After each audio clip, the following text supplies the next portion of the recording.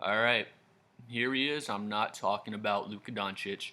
Here's Nico Harrison, Nico Harrison, Chicharron. Here he is right here in his Mavericks dry fit long sleeve. Today we'll be talking about why Nico Harrison is actually a very good general manager. I'm going to get into it in a second here, but he's made nothing but honestly just great moves these past couple of seasons, excluding the Luka Doncic trade, of course. We're about to get into it. If you haven't heard before, it's a big old conspiracy theory about why Luka was traded to the Mavericks. It gets pretty deep, but I won't get into the whole thing. But basically, the conspiracy is Mavericks owner, it's the Adelson family. They're heavily invested in Las Vegas, gambling, casinos, and whatnot. Heavily invested in gambling in Las Vegas. They're the new majority owners of the Mavericks. I didn't even know this until I did the research a couple of days ago. But Mark Cuban, of course, is who you'd think would be the Mavericks owner. He's a minority owner now, so the Adelson family is the majority owner. I imagine they still talk to Mark Cuban before they make decisions, but they don't have to, so they just do whatever they want. Um, I made a previous video like 5 or 10 videos ago. Please check it out. It says sports gambling over basketball, I believe. But basically, the Adelson family doesn't care about basketball. They're all about the casino business, basically. So they've been putting a lot of money into Texas legislature to try to get gambling legalized here in Texas. American Airlines Center closes in 2031. Closes is the wrong word, but their lease runs out. So basically, the Mavs are going to need a new arena to play in once that lease runs out at American Airlines Center. So the Adelson family basically wants to build that new arena with the casino attached right to it, but they have to get the gambling legalized in Texas before 2031 so they can build their casino arena. Casino comes first. They do not care about the basketball part, they just care about making the gambling money. But anyway, if they can't get the gambling legalized in Texas, basically they're going to want to move the Mavericks to Las Vegas in 2031. So they got rid of Luka because again they don't care about basketball. They got rid of Luka, so that way once 2031 comes, which is what 6 years from now, they're hoping the Mavericks are going to be a middle of the pack, if not a pretty bad team. If Luka's still on Dallas in 2031, they're probably going to be a very good team. They're going to be competing for championships or at least going deep into the playoffs. And when teams are going deep into the playoffs, um, they're not going to relocate the team. The NBA board of governors is not going to approve for the Mavericks to get moved to Vegas if they're just killing it in Dallas. So basically, that's what it is, just gambling over basketball. That's why Luka was actually traded. So again, I talked about it in a previous video, but Nico Harrison's a really good GM. I'll get into why he is in a second here, but he was just a scapegoat for the Adelson family. Again, the majority owners, he was just a scapegoat for them to make that move because they don't, billionaires and multimillionaires, they make decisions up top, but they never want to be the face of it. Like they're scared to be the face. They don't want to take the backlash or whatever. So instead of the Adelson family coming out and saying, "Yeah, this was us," because they can't really say that. Hey, we're trying to push gambling. It will look horrible for the NBA. But yeah, made Nico Harrison the face of that decision, so they don't have to take that heat, and they'll probably fire his ass in a couple of seasons. Say, hey Nico, you sucked. Why did you trade Luka? Again, just to make him the scapegoat. But anyways, we'll get into Nico Harrison here. Real quick, I'm at a big 15 subscribers. I appreciate all 15 subscribers. You could be lucky number 16. Please like and subscribe if you do enjoy my video, or if you're a returning viewer that hasn't subscribed yet. Anyway, early life, Nico Harrison, college career, who cares? Nike. Another funny thing, if you haven't heard about this, he was a Nike rep, and he had, oh yeah, right here. Um, they don't have oh yeah, they have it right here. He botched a 2013 presentation to Steph Curry. He was doing a presentation to try to get Steph Curry to sign to Nike to have his own signature shoe in Nike. It says Harrison may have called him Seth. Um, the presentation used was made for Kevin Durant, so I guess he had the wrong presentation and he went in and just tried to use the Kevin Durant presentation and just plug in Steph Curry's name. Said he called him Seth. It's just really, really unprofessional, honestly. Steph Curry wasn't what he is today in 2013, of course, but just to be a representative for Nike, a very professional business, and go out there and just kind of botch that like that and just not give a professional presentation cost them millions of dollars because Steph Curry went to Under Armour and obviously his shoes were very successful at Under Armour and his face honestly boosted up the whole brand of Under Armour. So he botched that. But anyway, yeah, right here, June 28th, 2021, Nico Harrison was appointed as the general manager and the president of the Dallas Mavericks.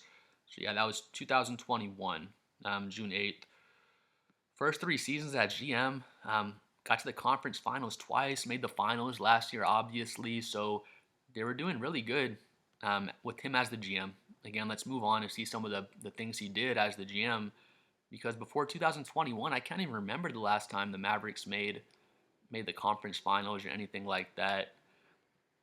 Moving on though, this is Daniel Gafford. He plays center, power forward. He kind of goes back and forth, but he was one of Luka's lob threat buddies in Dallas. Just a really good big man, really good lob threat, and he plays really smart in the pick and roll and just a beast of a rebounder as well.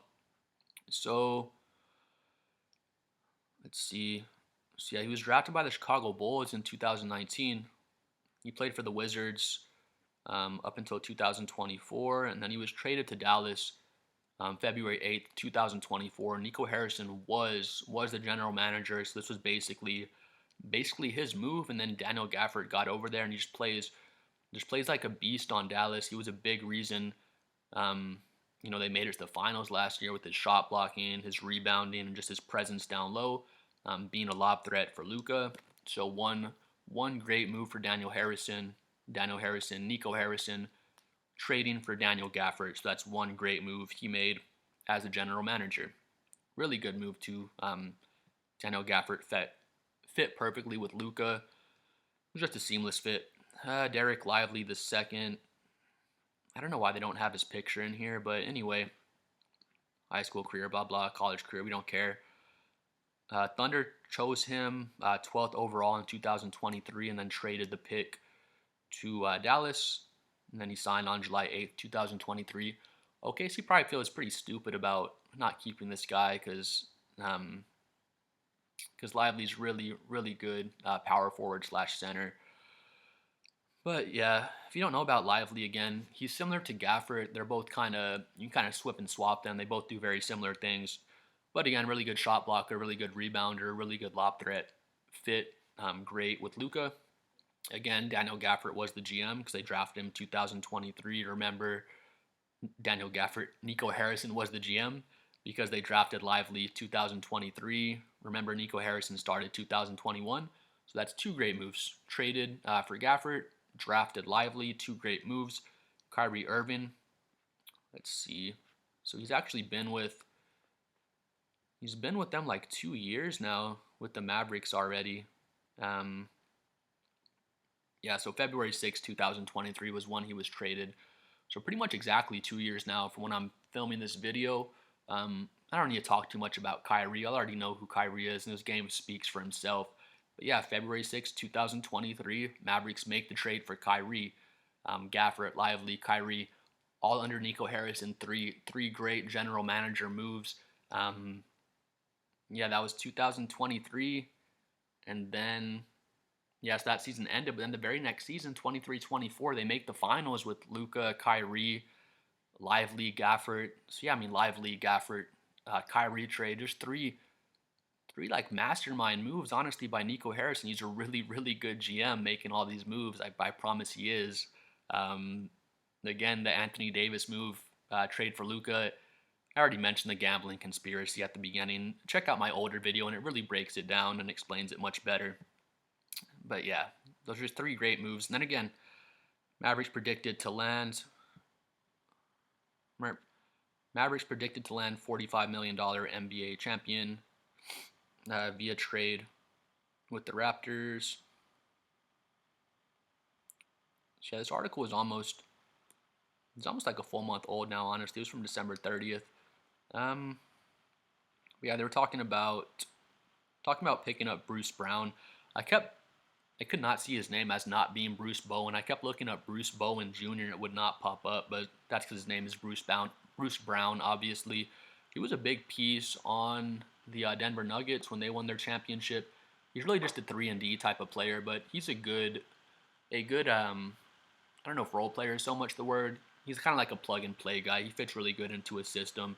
Again, he's a 3 and D type of guy, but his three ball has gotten lower and lower every single year since the Nuggets had won the championship. So that's not what you really want to see. But again, this was like a month old, this article, but they've still been in talks about possibly acquiring Bruce Brown onto the Mavericks. So if they pick up Bruce Brown, that's already four. That'd be another great move for them with where they're at now. Bruce Brown would fit in really good with what they have. Because again, he's like 6'4". He's a 3 and D type of guard. But if they get Brown, Bruce Brown, Lively, Gafford, trading for Kyrie Irving, Nico Harrison has made so many great moves. Being the general manager of the Mavericks, I think he's actually a really good GM. Besides for botching the Nike deal with Stephen Curry, everyone always brings that up. But excluding the Luka trade, which is unforgivable, of course, like that'll throw away kind of all the good things you've done as a GM in your past, which has kind of happened now. Everyone's just trashing Nico Harrison. But yeah, going over all this, like he's a really good GM. Again, Lively, Gafford, Kyrie Irving, these are all huge moves. All those guys fit perfectly into the team with Luka, and they got to the NBA Finals. They made it to a Western Conference Finals. So yeah, since he got there in 2021, 2 Western Conference Finals. One of those years they made it all the way to the NBA Finals. Nico Harrison's not a bad GM. He's actually a very good GM. Again, watch my past video, sports gambling over basketball. The Adelson family, I think it's Miriam Adelson, I believe is her name, but they're the new majority owners. All they care about is making gambling money. She's worth like $32 billion. It's insane. Like, how much freaking money do you need, before you care about basketball, But yeah, again, Nico Harrison is actually a very good GM. He's just a scapegoat for his owner in the Luka Doncic trade. Again, because 2031, they're going to want to move the team to Las Vegas if they haven't managed to get sports gambling legalized in Texas by then. But yeah, again, comment below what you think about just the whole situation, what you think about Nico Harrison as a GM, because, I explained here why I think he's actually a very good GM. If Nico Harrison was the owner, like, no way in hell are they trading Luka if that was his decision. But, you know what I mean? The owners up top just told him this is what you have to do, basically, because you can't say no to the owner. They'll just fire you, whatever it is. And again, they don't care about basketball. They just care about money. So again, Harrison, he was just a scapegoat for this terrible decision. But again, it makes no sense. He made nothing but great decisions up until now. Western Conference Finals, made it to the finals. Luka's a huge reason why. But again, he gave Luka all the pieces around him that he needed. And they would have been making probably another pretty good playoff run this year if they didn't trade Luka. But again, please comment below. Please like and subscribe if you watched the whole video. We'll see y'all next time.